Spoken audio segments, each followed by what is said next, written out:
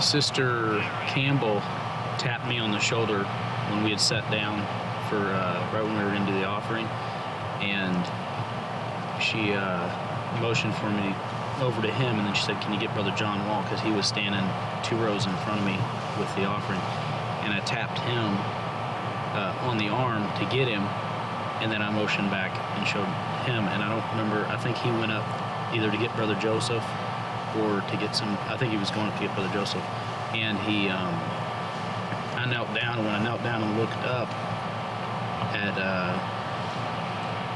the brother, he was Brother James. Brother James, yeah. Brother James, his eyes were open, his eyes were back, but they were just set straight ahead, and his mouth was open, his head was down like this, and you could just see bubbles and saliva and mucus just coming out, you know, like, and he was just completely still like that. And I put my hand on his shoulder and started praying, and then I could feel other brothers coming up also and started praying. I could hear Brother Joseph praying, and then as he was praying, he said he could feel his heartbeat coming back. And then we picked him up and brought him outside. And by the time we got him outside, he was still, his eyes were, he was moving them at that point, and another brother had his head lifted up, Brother Matt, who said, I mean, he checked for a pulse, Brother Adam checked for a pulse, and they couldn't find anything. And then Brother Joseph said when he first put his hand on him, he said and then when he started praying, he could feel that pulse starting to come back. And then we carried him out, and by the time we got him outside, he was already doing better. He was starting to close his eyes, open his eyes. He still wasn't really coherent, but then he started, Brother Adam asked him how old he was, and instead of answering, he just raised up his hand. So we knew he was still doing good. When you first noticed him, how long do you think he had been like that?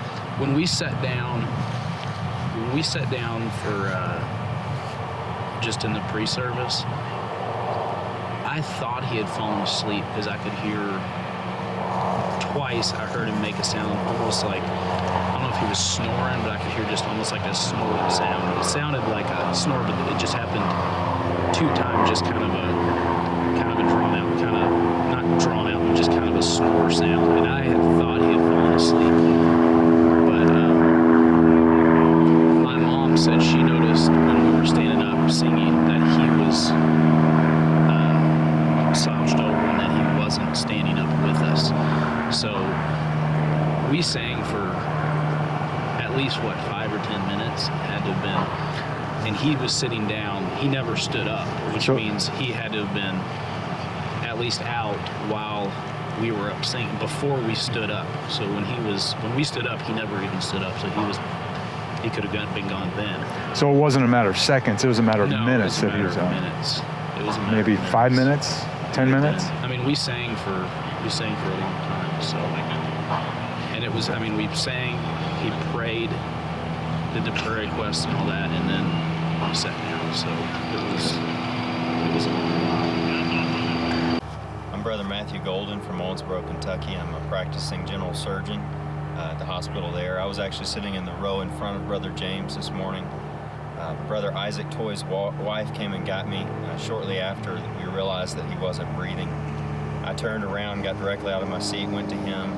He was slumped over in his chair. I checked his pulse, checked his respirations. He had no carotid pulse on his neck, had no respirations at all, wasn't protecting his airway at all. I immediately went to the front of the congregation and waved to the platform to get some help, and then went back to assist Brother James. I actually had my hands on his carotid pulse, and I lifted up his airway, trying to open his airway. He had no gag reflex or anything when I squeezed his neck. No signs of life at all. He was cold and pale. We immediately went into prayer. Brother Adam came shortly after that and got down in front and checked a carotid or a radial pulse. This is Brother Adam. I'm Brother Adam Evans, and I work for Voice of God. I've worked there for about 8 years, but before that I was in the fire service, and I was a paramedic for 10 years out of about 13 years in the fire service. And one of the deacons had got my attention and said they need some help over here. And when I got to Brother James, Brother Matt was behind him, holding his head up with his hand on his neck, checking a pulse. And so I did the same thing on the other side of his neck, checked a pulse on that side. I didn't find anything. Checked a radial pulse and didn't find anything. It was clear that just had no signs of life. He was very cool, sweaty, just had some mucus coming out of his mouth, and very clear that he had passed at that point. So we just continue to pray. I don't know how long it was. You know, in your thinking as a human, you think, well, you need to start CPR, and something told me just to pray. And at that time, some of the other brothers came, and Brother Joseph came, and he came down in front of Brother James, and I was praying, and I don't know the time frame of how it happened, how long it took, or what happened. But as we were praying, I felt him kind of gag and kind of take in a deep breath, and you felt the breath kind of come back in him. I didn't feel a pulse at that second. I felt the breath first. Brother Adam felt it at the same time and looked up at me and said, he's breathing, kind of asking me, you know, is he breathing? And I said, yeah, he's breathing, and we felt it at the same time. I kept my hands on his pulse, and I felt the pulse slowly actually come back at that point. You could kind of feel him kind of trying to catch his head, trying to get strength back to him. And at that time, we took him out of the service, carried him around. By the time we got him outside, he kind of had a little bit more signs of life to him. By the time we got around the front of the building, he was nodding, slowly, kind of incoherently speaking to us, and then he started speaking to us and slowly woke up from there, got stronger and stronger, started praising the Lord. Every time we'd ask him his age, he'd praise the Lord.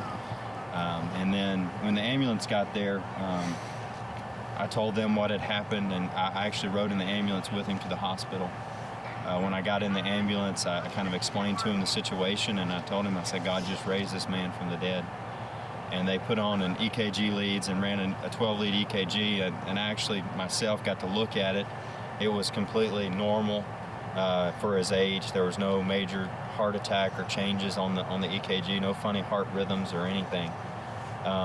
His oxygen level was 100%. They had trouble checking it because he kept wanting to praise the Lord the whole time there. The last thing he remembered was Brother Joseph coming out and telling him, we prayed for you, brother, you're going to be all right. And we rode in the ambulance, and he just was praising the Lord the whole way there. We got to the emergency room, and by then he was kind of already laughing and already praising the Lord and happy.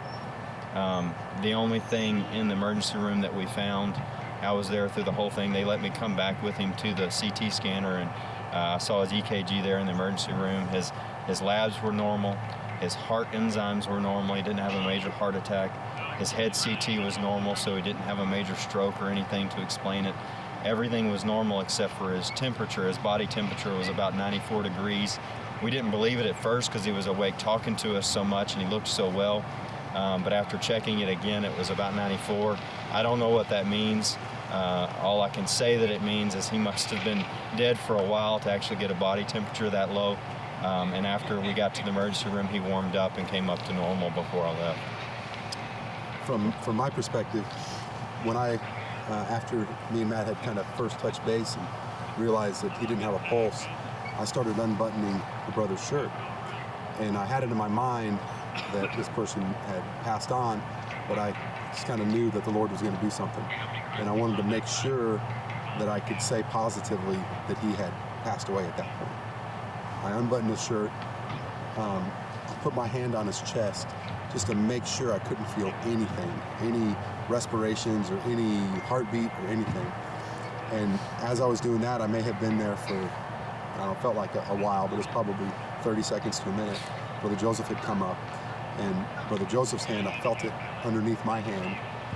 And shortly thereafter, I felt the brother's chest just rise a little bit. And I was pretty sure I felt him breathe. That's when I stood up and got in, first in the brother's face, and I was feeling by his cheek to see if he was breathing at all. And I felt a little something, and that's when I looked at Matt and I said, he's breathing. And Matt says, I know. And I kind of squatted back down. I looked at Brother Joseph and said, he's breathing. And Brother Joseph just stared at me for a second and looked very intent. And he said, do you want us to get him out of here and get him going? And he said, yeah. And so we put him in his chair, and we got him out, and we heard the rest of the story from Matt. Both you brothers, Brother Adam, you first. In your expert opinion and all of your experience, what do you think happened to this brother as far as physically while in service?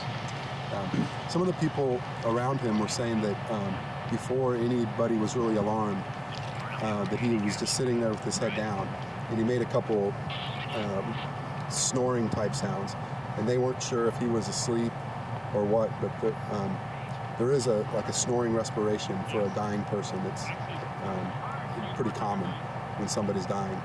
Could have very well been the case, and I think he may have been deceased for quite a while, a number of minutes before somebody actually noticed. When they noticed, by the time we all got there, I mean, it was just clear. He was pale white, he was sweaty, very cool, no signs of life at all. His eyes were fixed, not responding to anything. Obviously no respirations, absolutely no pulse. I checked every way I knew how to check to see if he had a pulse, just because I felt that the Lord was going to do something, and I wanted to be sure that I knew that he wasn't just passed out or fainted. He was definitely deceased. I've seen a lot of people who have been dying and people who are deceased in my previous career, and I mean, it was clear he was not living at that point. Well, Matthew, how about your opinion? I feel the same way. I can't explain what happened. To me, you know, as much as you see in the medical field, and I see it, you know, at least every month or so, you're there when somebody passes, or you have a wreck come in that somebody passes, and your hand's on their pulse when they pass. He was cold, like we said. He was obviously had no signs of life that I could tell. The only thing in my mind that can explain it is his heart must have went into a funny rhythm or something during the service, and he died for a number of minutes. Usually when you don't perfuse for a few minutes, you can tell when you come up to a patient, and it definitely looked to me, the best that I can say, that he had been gone for a few minutes. Brother Matthew, are you the one, when someone comes in and they're deceased, are you the one that would give them a death certificate, or would say that? I would. So I would have to, and it's up to the doctor that's there, and I'm certified to run codes in the hospital when somebody passes in the hospital to try and bring them back in CPR and advanced trauma life support too. So I would be the one that would declare somebody dead on a death certificate. That would be something I'd have to fill out. So you're pretty sure he was dead? Huh? That's if he was in the hospital, we would have already called the morgue. How about you, Adam? A typical scenario would be that us as paramedics would be working on the patient, doing the advanced cardiac life support, and actually doing the work, while a physician like Matt would be more or less calling out the orders, calling out the drug dosages, and the one making the decisions on when to say this person is passed, when to keep trying, when to try to defibrillate, when to do that. And we're kind of the hands for the doctors who are usually doing that. And that's a typical scenario once in the hospital. In the field, obviously we don't have a doctor there. And so we have, standing orders that we work under a physician's license, and then we usually call up the hospital, talk to a doctor like Matt, and get advice on whether to pronounce the person dead on the scene or to take them into the hospital. Situation like this, we would have, done CPR on the patient, put him on an EKG. If it merited it, we would have tried to defibrillate, try to bring it back with medicine, which a lot of times some drugs will get a heartbeat back, but it's just caused by the medicine. In this scenario, we didn't do anything except for pray. We didn't do CPR. We didn't try to give any sort of respirations. We just laid our hands on him. I was, very busy trying to find a pulse, trying to find some sort of sign of life with the brother, and it just wasn't there. But then when we both felt that respiration at the same time, I think neither one of us was really surprised. I think I would have been surprised if we didn't feel it at that point. I don't think the Lord would have allowed that in this church. So Adam, you're sure he was gone? I'm positive. Brother Matthew, you're sure he was gone? Positive. See, my name is Brother James E. Jackson from Jeffersonville, Indiana. And I went to church Sunday morning, and like I always do, about the same time, early, get up there and find me a seat and sit there and listen to the gospel singing of Brother Branham and everything. And then I sat down and listened more singing and everything. And as I sat there and got time for the meeting to start and everything, and I remember kind of sat down with my head bowed down and stuff, and I don't know what I was doing on that. And I just, next thing I know, when I woke up, I was on the way in the ambulance to go to the hospital and everything. Brother Joseph had prayed for me and everything.